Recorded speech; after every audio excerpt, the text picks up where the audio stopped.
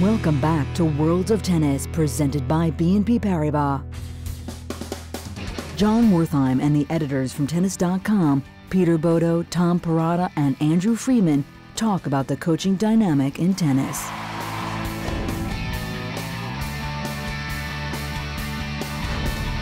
Like most sports in tennis, we often debate the role of the coach. It's particularly strange in tennis where the coach can't actually coach during the match. But we've got everything from uncles to no coach to former Grand Slam champions. 2013, interesting year for the tennis coach. What do you think of the status of this job right now, Pete? It is interesting. As you say, you put it perfectly. You know, you've got uncles, you've got brothers, you've got deli guys, you know, coaching the people. Jimmy Connors and Ivan Lendl. It's kind of nuts, and it really shows you how much of it really is about psychology and the comfort zone of players. I think sometimes there's also kind of a rash when players suddenly start changing coaches. Everyone looks to a new coach because they want a little boost, they want to get to the next level, or they feel like they've gotten stale and something can happen. I think people often underestimate how difficult it is to fire a coach. I mean, I think most coaches do their best work easily within the first year, maybe 18 months with a player. After that, it really is, anybody who's got a coach for longer than that period, I think it's just basically, you're sort of, you know, I don't mean this in a derogatory way, but you're kind of paying somebody to be your companion, your guy you lean on, the person you talk to, the person you have dinner with. I had Matt Wielander tell me once that coaching in tennis is the worst job in sports, and I think he could be right. Just say, compared to other sports, I mean, the player is totally in control. You're not working for an organization, so they're signing your checks. You always have to sort of do whatever they want. Unless you're at the very top level and have one of these great relationships you're talking about, you're scrounging, you know, for work all the time and trying to make a name for yourself, and it's very hard to do unless you break through with another player. For some players, you do see a lot of change. I mean, Murray's gone through lots of people. Now he's finally settled on someone that's really worked well, but there's been years of lots of change. I'm interested when players like Maria Sharapova trying out Jimmy Connors last year. That was something really crazy. One match they lasted, but you know, but there is a good example. You look at that situation and say, what is Jimmy Connors going to bring to the table for her?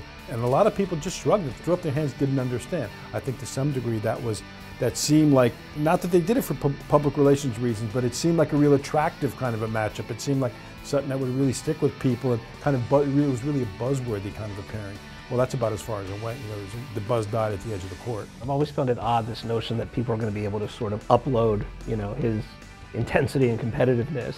You know, if I was Serena Williams watching that coaching choice last year that Sharapova made, I mean, I would have just been laughing hysterically, thinking that's, you know, it seemed like a real desperation move. But I think what's interesting is how few kind of, at least publicly, great coach-player relationships there are. You know, where you really feel like somebody made a huge difference in the player. Like Agassi and Gilbert would be an example. You know, like I'd put Murray Lendl in there. Murray Lendl would be an example. I mean, appreciable game.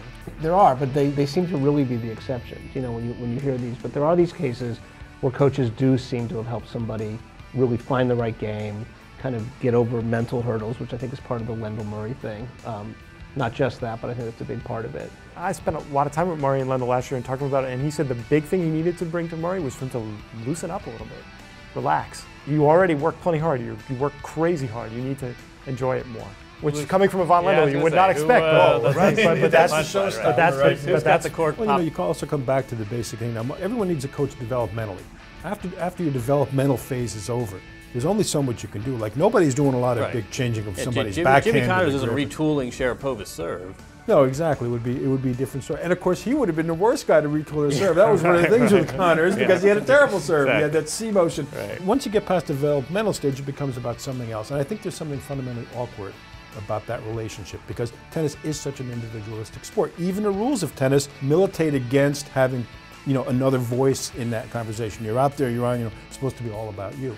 And then, you know, you run into this situation where the players, you know, they have egos. If the coach is getting a lot of credit, the player's not going to really like that. I think the reason Thomas Hochschild lasted so long with Maria Sharapova was because he was so unbelievably low-key. Nobody ever, you know, very few people ever sought him out, talked to him, and nobody quoted him, and he wouldn't give interviews and stuff. So, and that was really a smart way to play it. So he was in the background. But, you know, it's hard to tell, because you'd like to know exactly what he did to her game. I still like, what's your job? I'm a tennis coach, but I don't want to get any violations for coaching. Anyway, coaching is another one of these components that make this sport so strange, but also so irresistible.